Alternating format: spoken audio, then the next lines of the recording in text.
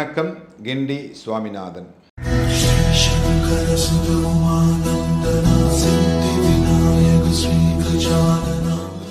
மகாபெரியவர் தன்னுடைய வாழ்நாளில் நிறைய பேருக்கு தன்னுடைய குருவருளால் ஆசீர்வதித்திருக்கிறார்.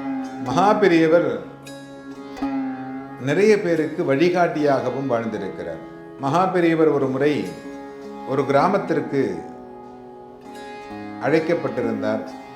அங்கே விசேஷமான ஹோமங்கள், பூஜைகள் இவையெல்லாம் நடைபெறுவதற்கு ஏற்பாடுகள் செய்யப்பட்டிருந்தது. அழைப்பை ஏற்று அந்த ஊருக்கு செல்வதாக அன்றைய தினம் அந்த ஊருக்கு ஏற்பாடாகி சென்று கொண்டிருந்தார்.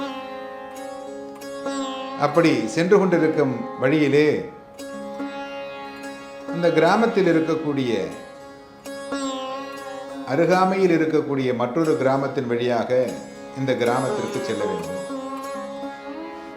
அந்த கிராமம் வழியாக செல்லுகின்ற பொழுது அந்த குழந்தைகள் கிழிந்த ஆடைகளை அணிந்து கொண்டு அங்கே இருக்கக்கூடிய மரங்களில் இருக்கக்கூடிய காய்களை பறித்து ஒன்று விளையாடி கொண்டிருந்தார்கள். அங்கே விவசாயம் செய்யக்கூடியவர்கள் கிழிந்த ஆடைகளையே அணிந்து மிகவும் மெலிந்து இருந்தார்கள். அது வழியாக சென்று கொண்டிருந்த மகாபெரியவர் எல்லோரும் எதிர்பாராத சமயத்தில் ஒரு மரத்தடியில் தனது ஆசன பலகையை போட சொல்லி அமர்ந்து விட்டார். அந்த கிராமத்தில் இருக்கும் மக்களுக்கு பெரிய ஆச்சரியம். ஏனென்றால் மகாபெரியவரை தரிசனம் செய்ய வேண்டும் என்றால் நாம் சென்றால் உள்ளே விடமாட்டார்கள். ஏனால் இவருடைய ஆடை கிழிந்த ஆடையாக மிகவும் ஏழையாக இருக்கக்கூடியவர்களை கண்டால் விடுவார்களா என்ற சந்தேகம். கண்டிப்பாக மகாபெரியவரை யார் பார்க்க வந்தாலும் உள்ளே அனுமதி உண்டு.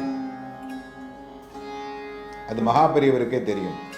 தன்னை தேடி எவனாவது ஒருவன் வந்திருக்கிறான் என்றால் அவனுக்கு முதலில் தரிசனம் கொடுக்க வேண்டும் என்று விருப்பம் உள்ளவர்.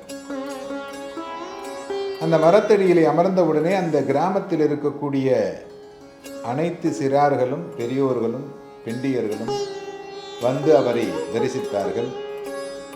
உடனே அவர் கையிலே இருக்கக்கூடிய பழங்களை எல்லாம் அந்த குழந்தைகளுக்கு எடுத்து கொடுத்தார். இந்த மகாபெரியவருடைய காரியதரிசிக்கு ஒரே ஆச்சரியம்.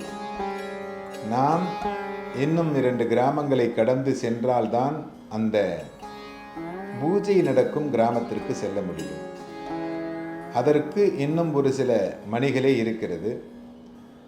இவர் இங்கே அமர்ந்து விட்டார், என்ன செய்வதென்று தெரியவில்லை. மகாபெரியவரிடத்திலே யாரும் கேள்விகள் கேட்பதற்கு கிடையாது, கேட்கவும் முடியாது. ஞானி அல்லவா. அவருடனே இந்த விழா ஏற்பாடு செய்தவர்களை அழைத்து இவர்களுக்கெல்லாம் புதியதாக துணி வாங்கி கொண்டு வா என்று ஒரு கட்டளை இடுகிறார். உடனே அவர் சென்று அங்கே துணி வாங்கி வர ஏற்பாடு செய்கிறார்கள். இங்கேயே இவர்களுக்கு சாப்பாடு ஏற்பாடு செய். இருக்கிற காய்கறிகளை வைத்துக்கொண்டு இங்கேயே ஒரு அடுப்பை ஏற்பாடு செய்து கதம்பமாக ஒரு சாதம் செய்து எல்லோரும் உணவு அருந்துவது போல் செய் அப்படின்றார். உடனே அதுவும் ஏற்பாடாகிறது. நேரங்கள் கடந்து கொண்டே இருக்கிறது. காரியதரிசிக்கு வேறு என்ன செய்வது என்று புரியவில்லை. துணிகள் வந்தன. அங்கே இருக்கக்கூடிய அனைவருக்கும் கொடுத்தார்கள். அப்பொழுது அந்த ஊரில் இருக்கக்கூடியவர்களை அழைத்து, ஏன் உங்க ஊரிலே கோயில் கிடையாதா? அவர்கள் உடனே கூறினார்கள், கோயில் இருக்கிறது, ஒரு மாரியம்மன் கோயில் இருக்கிறது, வழிபாடு செய்வதற்கு யாரும் இல்லை, நாங்கள் வெள்ளிக்கிழமைகளில் பூஜை செய்வோம். அப்பொழுது மகாபெரியவர் சொன்னார், உங்களுடைய கோயிலிலே தீபம் தினமும் எரிந்து கொண்டிருந்தால் உங்களுடைய வாழ்க்கை சிறக்கும். கண்டிப்பாக இந்த ஊர் சுபிட்சமாக இருக்கும். கோயில் இல்லாத ஊரிலே குடியிருக்க கூடாது என்று சொல்லியிருக்கிறார்கள். வழிபாடு செய்யாத கோயில் இருக்கும் ஊரிலும் நாம் குடியிருக்க முடியாது. அதற்குள் அந்த உணவுகள் தயாரிக்கப்பட்டு அங்கே இருக்கக்கூடிய அனைவருக்கும் வழங்கப்பட்டது.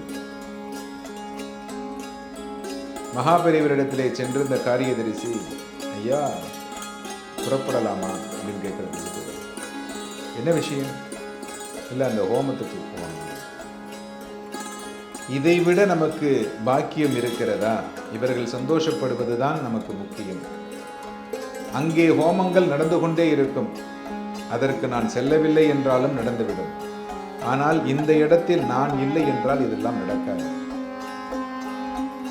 ஆகையினாலே இதை இருந்து நடத்தி முழுமையாக முடித்த பிறகுதான் நான் வருவேன் என்று கூறி அந்த மாரியம்மன் கோயிலுக்கு சென்று தினமும் தீபம் ஏற்றுவதற்கு நான் எண்ணெய் தருகிறேன், அதற்கு ஏற்பாடு செய்கிறேன், நீங்கள் வழிபாடு செய்யுங்கள் என்று கூறி ஒரு எந்திரத்தையும் அந்த இடத்திலே பிரதிஷ்டை செய்து தீபத்தை ஏற்றி அந்த கிராமம் சுபிட்சமாக இருப்பதற்கு இன்றளவும் அனுகிரகமாக இருக்கக்கூடியவர் மகாபெரியவர். அவருக்கு தெரியும் எந்த இடத்திற்கு சென்று நாம் எதை செய்ய வேண்டும். எவ்வளவு பெரிய வசதி படைத்தவர்களாக இருந்தாலும் ஏழையாக இருந்தாலும் முதலிலே யாரை அழைத்து பேச வேண்டும் என்பது அவர் தீர்மானிக்கிறார்.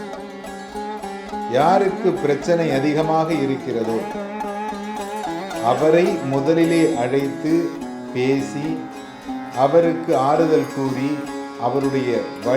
அவருக்கு நல்வழி காட்டி நிறைய குடும்பங்களை வாழ வைத்த மகாபெரியவர். மகாபெரியவாளுக்கு எங்களுடைய நமஸ்காரங்களை தெரிவித்துக் கொள்கிறோம். நன்றி.